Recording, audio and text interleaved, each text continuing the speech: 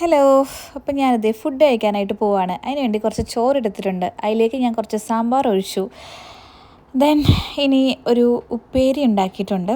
പയറും കായയും കൂടി ഇതുപോലെ ഉപ്പേരി ഉണ്ടാക്കിയതാണ്.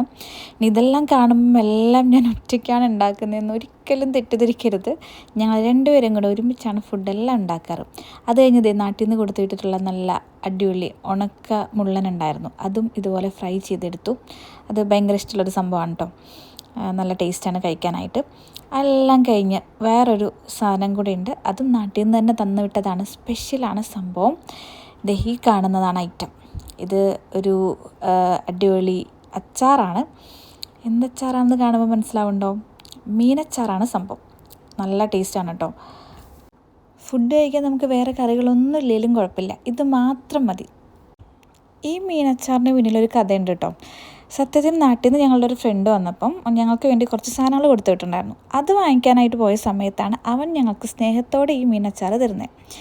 അപ്പോൾ അവനെയും ഈ ഒരു അവസരത്തിൽ വളരെ നന്ദിയോടുകൂടെ ഞാൻ ഓർക്കുന്നു. അപ്പോൾ അത്രയേ ഉള്ളൂ.